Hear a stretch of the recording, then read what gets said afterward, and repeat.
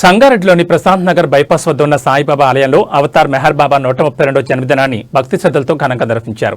ఈ సందర్భంగా ముందుగా భజన కార్యక్రమాన్ని ఆధ్యాత్మిక వాతావరణంలో నిర్వహించగా అనంతరం అన్నదాన కార్యక్రమం ఏర్పాటు చేశారు. ఈ వేడుకల్లో సంగారెడ్డితో పాటు పరిసర ప్రాంతాల నుంచి వచ్చిన భక్తులు పెద్ద సంఖ్యలో పాల్గొని స్వామి ఆశీస్సులు పొందారు.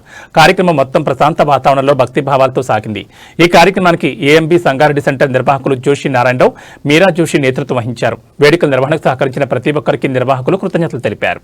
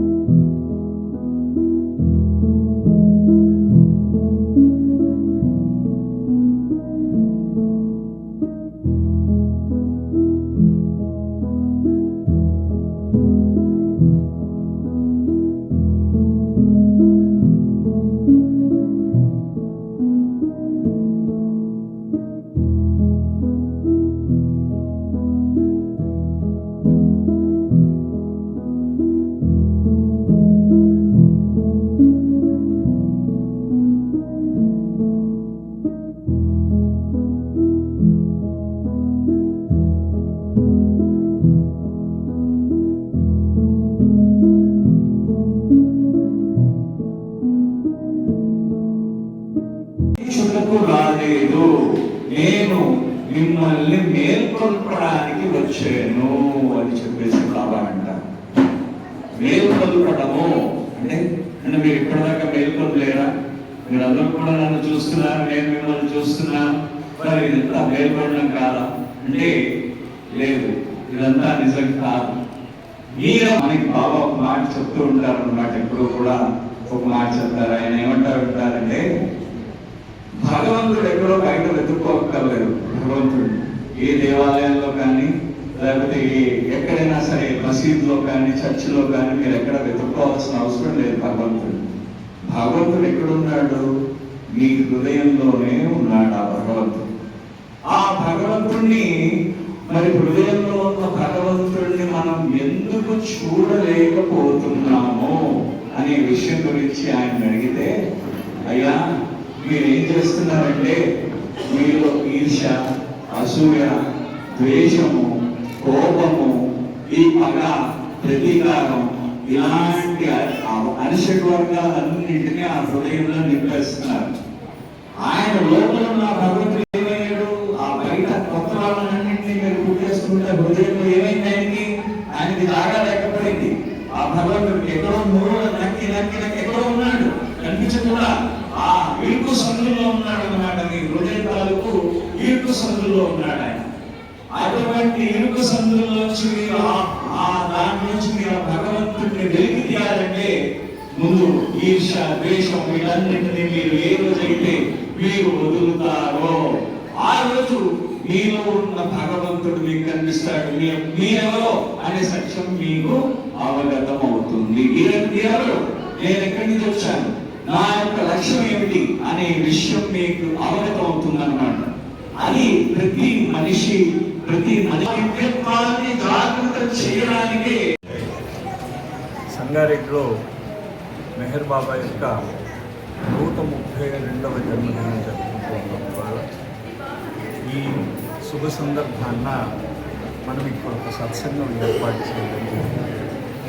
అవతార్ మెహర్ బాబా మానవ రూపంలో అవతరించిన భగవంతుడు.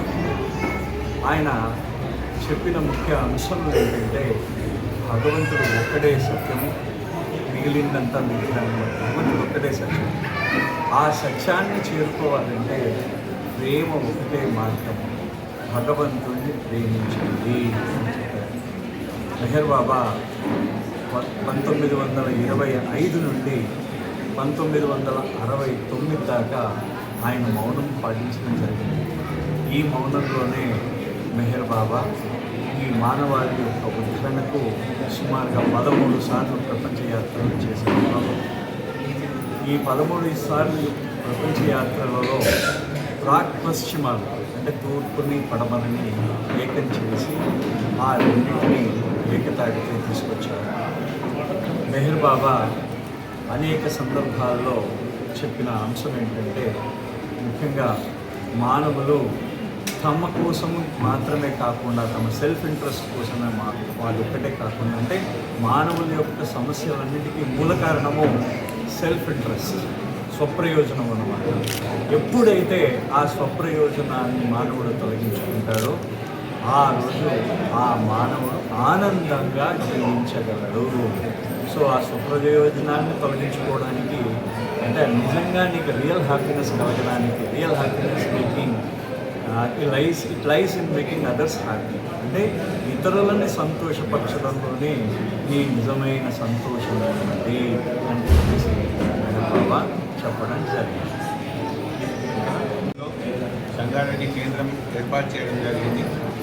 95 నుండి గత సంవత్సరాలుగా కంటిన్యూస్గా బాబా సహవాస కార్యక్రమాలు డిఫరెంట్ ప్లేసెస్లో పబ్లిక్ గ్యాదరింగ్స్ చేశాము. 1997 మరియు 2003లో మొత్తం రాష్ట్ర వ్యాప్తం నుండి వచ్చి ఇక్కడ 2 రోజుల సహవాస కార్యక్రమం చేశాము. బాబాకు సంబంధించిన లిటరేచర్ అన్నీ కూడా సెంట్రల్ లైబ్రరీలో మేము పొందుపరిచినాము.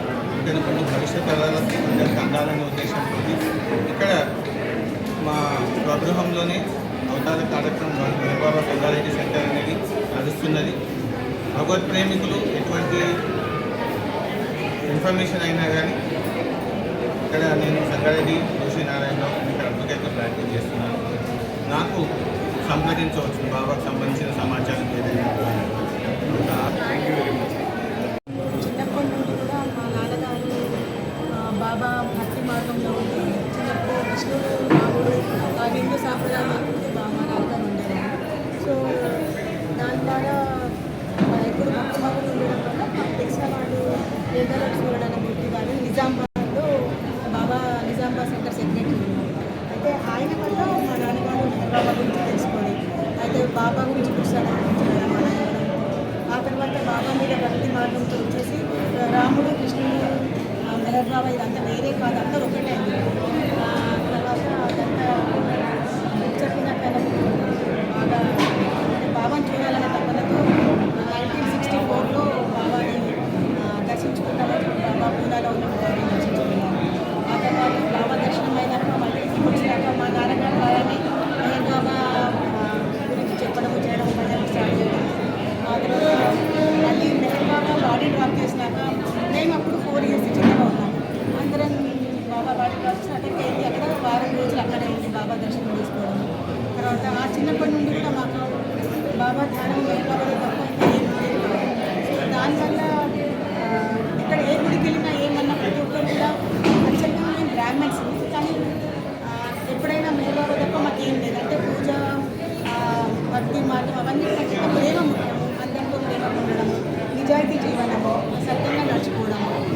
అంటే స్పిరిచువాలిటీ నథింగ్ ఏంటంటే ఒకరి మనసు బాధపెట్టకపోవడమే స్పిరిచువాలిటీ అని చెప్పి ప్రేమ ద్వారా ప్రతి ఒక్కరిని ప్రతి మనిషిలో కూడా బాబాని మనం చూడగలగాలి, ప్రేమతో